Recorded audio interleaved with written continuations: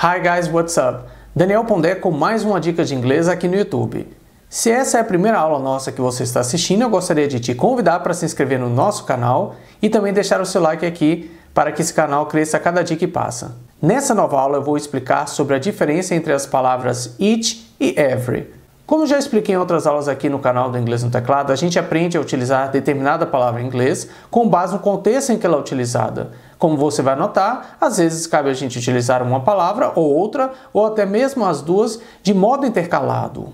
Cabe associar a palavra every a termos como almost e nearly para fazer referência a determinado grupo como um todo. Nesse caso, a gente tem um sentido aqui semelhante ao de quase todo mundo, quase todos os países, quase todas as casas. Veja aqui o seguinte exemplo. Eu vou me referir a determinado grupo de visitantes de um museu que estavam reclamando em função do atraso que aconteceu na visita. O meu exemplo é o seguinte. Almost every visitor complained about the delay. Almost every visitor complained about the delay. Então, almost every visitor, com o sentido de quase todos os visitantes, fizeram o quê? Complained, reclamaram. A respeito do quê? A respeito do atraso que ocorreu. Almost every visitor complained about the delay. Então veja que nós temos aqui o sentido de quase todos, ou até mesmo praticamente todos os visitantes. É por isso que eu disse que a gente pode combinar a palavra every a termos como almost e nearly, que são sinônimos. Eu posso utilizar a palavra every associada a um numeral quando eu quero dizer a frequência com que dado evento ocorre. Eu posso dizer em inglês que eu vou ao dentista a cada 2 meses. O meu exemplo fica assim. I go to the dentist every 2 months. Com qual frequência? Eu disse every 2 months, que exprime o sentido de a cada 2 meses. I go to the dentist every 2 months. Eu também posso combinar o termo every a outras palavras para tratar da frequência, da regularidade com que determinado evento acontece.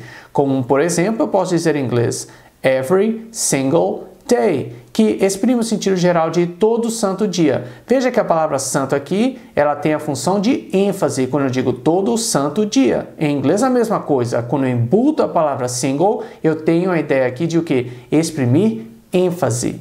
Veja o seguinte exemplo. Eu vou dizer que todos nós trabalhamos todo santo dia. Fica assim em inglês. We all work every single day. We all work every single day. Estou dizendo aqui que todos nós trabalhamos todo santo dia. Uma combinação de palavras que exprime um sentido muito semelhante a every single day é each and every. Mais uma vez, each and every. Então você pode optar por every single day ou até mesmo each and every day. Veja o seguinte exemplo em que eu relato que os policiais eles enfrentam situações de perigo todo santo dia. Policemen face dangerous situations each and every day. Policemen face dangerous situations each and every day. Então, eu estou dizendo que a polícia, né, aqui com o sentido de policeman, o que acontece? Ela enfrenta situações de perigo, dangerous situations. Mas com que frequência? Each and every day, ou seja, todo santo dia. A combinação de palavras every now and then exprime a ideia de esporadicamente, uma vez ou outra, ou até mesmo ocasionalmente.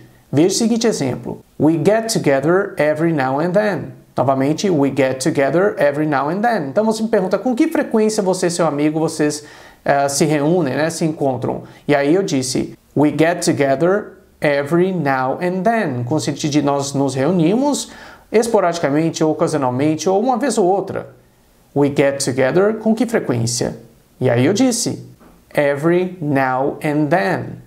We get together com qual frequência? Every now and then. Você também pode utilizar a palavra every como em every other day, every other week, every other year para exprimir o sentido de um dia sim, um dia não. Uma semana sim, uma semana não. Um ano sim, um ano não. Um mês sim, um mês não. E coisas do tipo. Eu vou dizer que eu faço a barba um dia sim, um dia não. Em inglês fica assim. I shave every other day.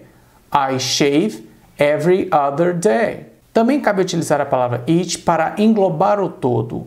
Eu posso dizer em inglês que determinada doença ela afeta 20 milhões de pessoas a cada ano. Em inglês fica assim: That disease affects 20 million people each year. Estou dizendo que aquela doença, uma doença que eu já citei no passado, ela afeta o quê? 20 milhões de pessoas a cada ano.